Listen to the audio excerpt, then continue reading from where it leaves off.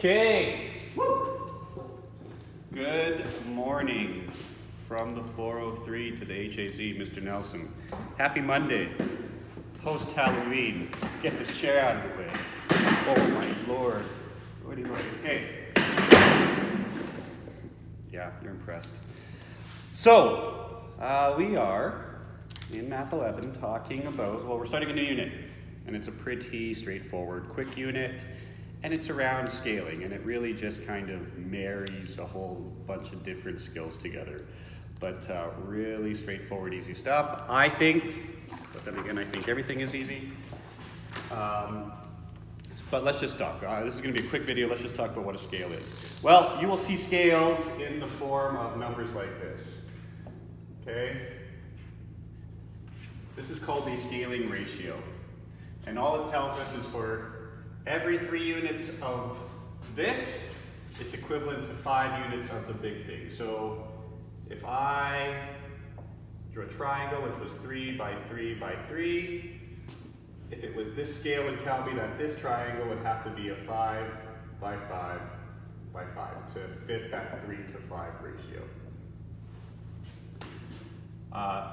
Where you have seen scales before, and we'll come back to this, but the most common place you've probably seen a scale before is on a map, where you get at the bottom left or right, you have this measurement, and it says something perhaps like 100 kilometers. So it tells you, like, and obviously, say this is actually 3 centimeters in real life, say it's actually 3 centimeters. Well, it's telling you for every measurement of 3 centimeters on the map, it's actually equivalent to 100 kilometers. So as a ratio, you could write this as 3 centimeters is equivalent to 100 kilometers. Okay, that's why we use scaling ratios, is because it allows us to take really big things or really tiny things and bring them to a manageable size that we can model what's happening with the actual figure. So when we're playing with these things, it's pretty straightforward. So say I maintained this 3 to 5 ratio. However, we'll say that instead of 3 and 5, which fits perfectly, say that this triangle was a 5 by 5 by 5 equilateral triangle. And then we ask, okay, well, how big, if it's a 3 to 5 ratio, and this one's on this side, how big are each sides of this triangle? Well, in order to do that, we just have to put our ratio in fractional form. So we would write it like this. Instead of 3/2/5, it would be 3 over 5. Okay? And that's equal to, 3 is whatever our smaller triangle is, our initial, would be 5, divided by our unknown, x. So the 5 here matches up with the 3 there, because this is our initial point, our 3. And then we're growing, so we'd have to solve for x, because it's a 3 to 5, 5 to what? So we solve for x. So how do we solve for x? Well, we've done this before with trigonometry. First we multiply out the x, so that goes away, and we multiply this side by x. And then we solve for x on this side. So then we'd have to multiply this side by 5. So this would leave us with 3x is equal to 5 times 5. And then we would divide by 3, and we would get x is equal to 25 over 3. And this would, so that's a fraction, 25 divided by 3. And that would be approximately 8.33333333. So each new side would be 8.33 if we were using this ratio. So this was kind of messy. Let's do a different example here. Okay.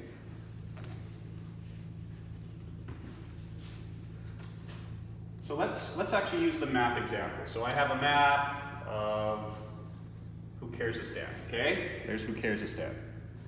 And at the bottom, I have my little legend, and this tells me for every, we'll say 4 inches is equal to 100 kilometers, okay? That's my ratio. I could write that as 4 inch, 100 kilometer, okay? And then I decide, okay, I've measured a certain part, and I've discovered that whatever I've measured here, so I've measured this distance here, actually, we'll do it right on the map. So I measure a distance from one city to another city on this map. And upon measuring, I find out that it is 6 inches on my map. And so I say, how big is that? How long is that distance in kilometers in real life?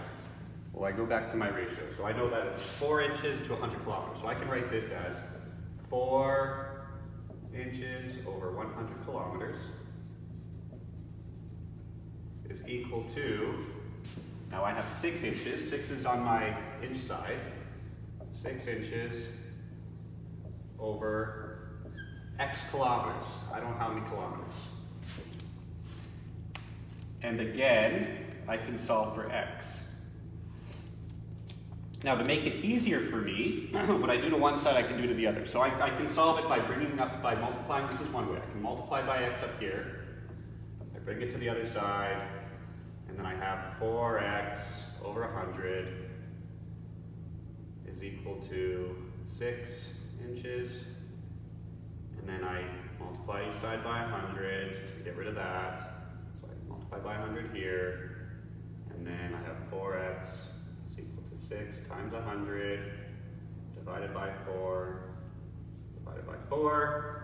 I figure out that X, and I should be keeping all my units here, so this should be inches here, this should be kilometers, so 6 inch kilometers divided by 4 inches should leave me with kilometers. I'm talking really fast, sorry. But in any case, that's 600 divided by 4, so it's going to be 600 divided by 4 kilometers. Or if I grab a calculator, 600 divided by 150. So this is 150 kilometers. So that 6 inch distance on my map is actually 150 kilometers in real life. So I showed you how to solve it this one way. Another way to solve this is to use what we know about exponent laws. So what I can do is what I do to one side of the equal sign, I have to do to the other. So what would happen if I went to the power inverse 1 on each side? Well, if I did that, then these would want to flip. So I could flip the whole equation to make that a positive exponent, because this is the same as negative 1, negative 1. Exponents don't want to be negative, so they'll flip. And that's what we're doing here. And the same thing would happen here. So then I get X over 6. Now, solving for X is a lot easier. All I have to do is get rid of that 6 in the bottom and multiply by 6 here. And then I have 6 inches times 100 kilometers. The inches cancel out, leaving me only with kilometers. And again, X is equal to 150 kilometers. So let's do the reverse here. So using the same ratio, let's say that I said, okay, somebody has traveled from one city to another. Somebody has traveled, let's say they traveled 200 kilometers. Okay? And they say, what distance would that be on the map? How many inches on the map would that be?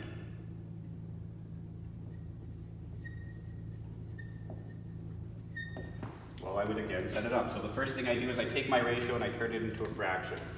So I have 4 inches over 100 kilometers.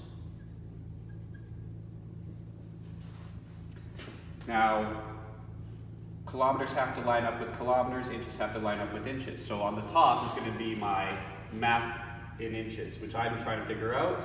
On the bottom, I'm going to have my 200 kilometers. And again, I can just solve for X. So I get rid of the 200 down here.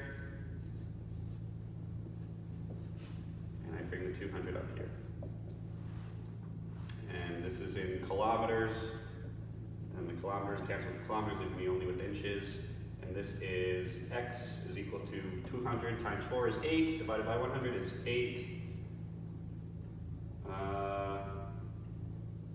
8 inches on the map. Okay, and that is pretty much what scaling is. But let's do just a couple more examples just to drive it home. Let's see here.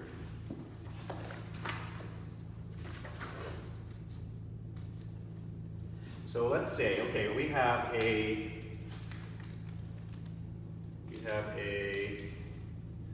7.8 meter object.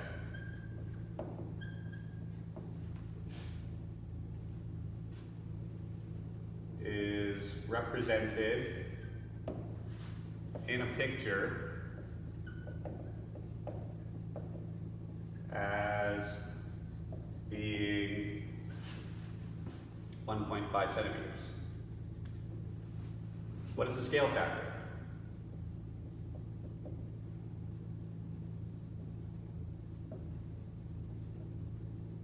Well, our original object is 7.8 meters. And our scale object is 1.5 centimeters. So this is our scale, 7.8 meters to 1.5 centimeters. So let's say that in the picture we have another object that is, in this picture, we have another object that is 3 centimeters. How big would that picture be, would that object be in real life? Well, here we go.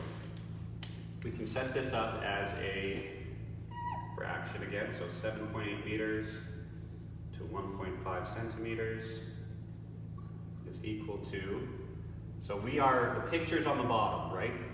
Our picture's being 1.5 centimeters. So this comes from the picture as well, so that's going to be on the bottom.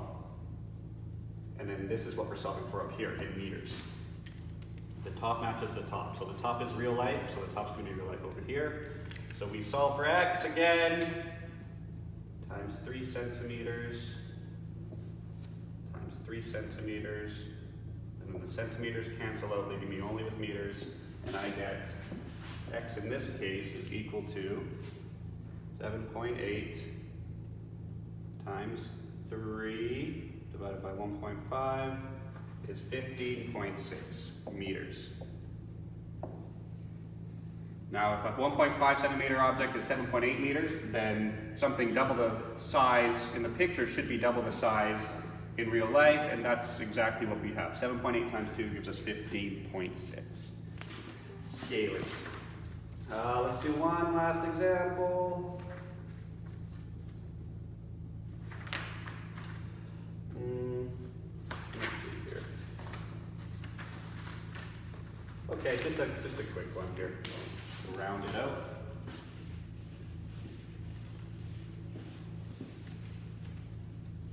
So we'll say the ratio of Tom's age to Mary's age. So the ratio of Tom's age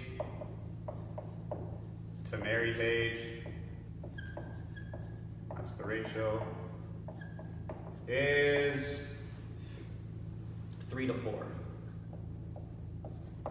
So if Tom is 15, how old is Mary?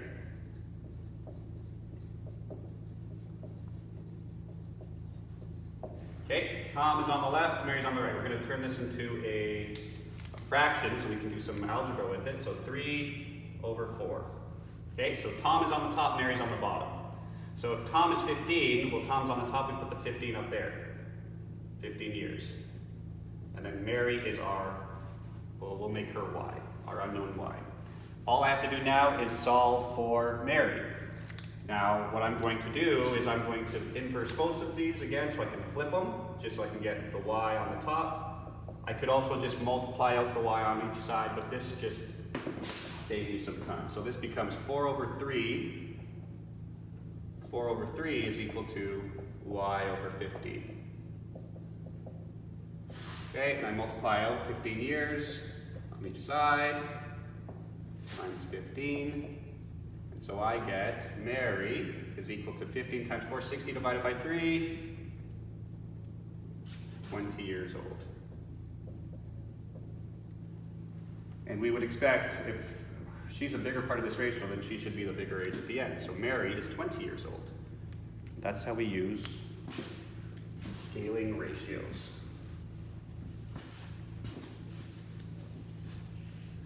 And so the math with scaling ratios is going to just look like this all the time. You're always going to have just two fractions equating to each other, and the math is around solving for x. So you're either going to have x on the bottom, or you're going to have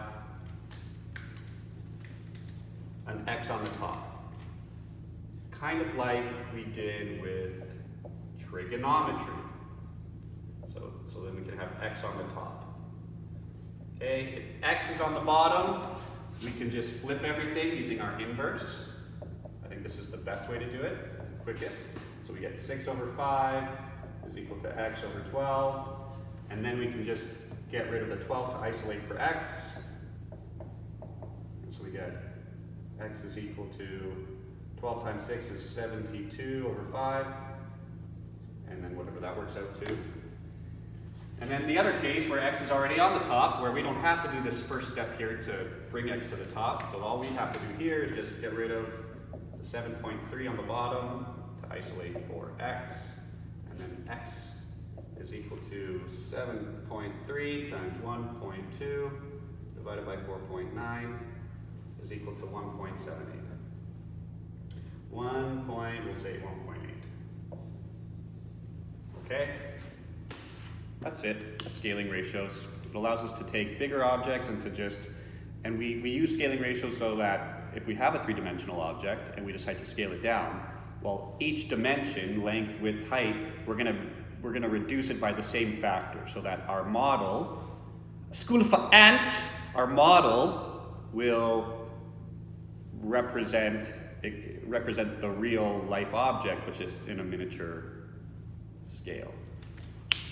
Okay, thanks for watching.